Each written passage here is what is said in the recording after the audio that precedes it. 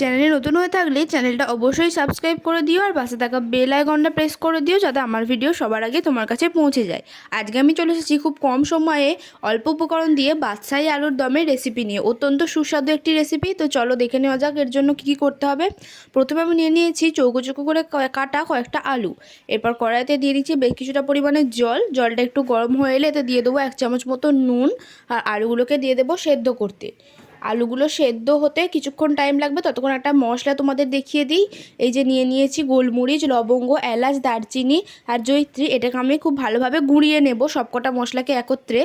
এরপর এদিকে মিক্সিতে নিয়ে নিয়েছি 2টো কাঁচা লঙ্কা আর নিয়ে নিলাম কয়েকটা কাজু বাদাম আর দিয়ে দিচ্ছি 1 চামচ মতো টক দই। অল্প একটু জল দিয়ে এটাকে আমি পেস্ট করে নেব। এই যে পেস্ট তৈরি, এটা আমাদের আলুর দম তৈরিতে কাজে লাগবে। এরপর দেখো সেদ্ধ হয়ে গেছে আমাদের আলুগুলো। এরপর জলটা ঝরিয়ে নেব আলু থেকে। কড়াইয়ে দিয়ে দিলাম কিছুটা পরিমাণে সরষের তেল আর দিয়ে দিলাম অল্প একটু হলুদ। এরপর আলুগুলোকে ভেজে নেব। যেহেতু আলুগুলো সেদ্ধ করা ছিল তাই ভাজতে খুব একটা বেশি সময় লাগবে না, কিছুক্ষণের মধ্যে আলুগুলো খুব ভালোভাবে ভাজা হয়ে যাবে। আলুগুলো ভাজা হয়ে গেছে, এরপর আলুগুলোকে আমি তুলে নেব। এরপর ওই কড়াইয়ে আমি দিয়ে দিচ্ছি অল্প একটু সরষের তেল আর ফোড়ন হিসেবে দেব এখানে তেজপাতা আর দিয়ে দেব 2টো শুকনো লঙ্কা চিঁড়ে।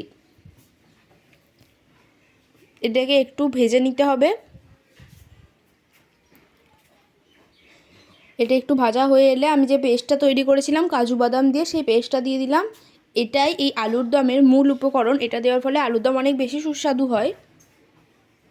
এই যে দেখো গুঁড়িয়ে নিয়েছিলাম সেই মশলাগুলো, একবার দেখিয়ে দিলাম তোমাদের। এরপর আমি এখানে দিয়ে দিচ্ছি জিরে গুঁড়ো আর দিয়ে দেবো কাশ্মীরি লঙ্কার গুঁড়ো, কালারের জন্য কাশ্মীরি লঙ্কার গুঁড়োটা দেওয়া। আর দিয়ে দিচ্ছি একটু হলুদ গুঁড়ো। এরপর সমস্ত উপকরণগুলিকে একসাথে মিশিয়ে যাব। আর দেখো কালারটা কত তাড়াতাড়ি চেঞ্জ হয়ে যাচ্ছে।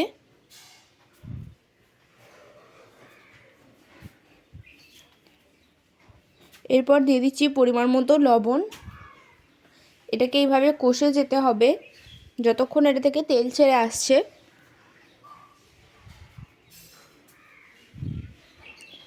এই যে দেখো তেলটা ছেড়ে আসছে মোটামুটি। এরপর আমি দিয়ে দেব ভেজে রাখা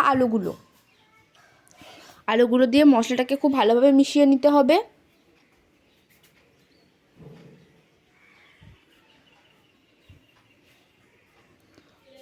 বেশ কিছুক্ষণ ধরে এইভাবে মেশানোর পর জল ছেড়ে আসবে, একটু তেল ছেড়ে আসবে। আর দিয়ে দিলাম 1 চামচ মতো চিনি।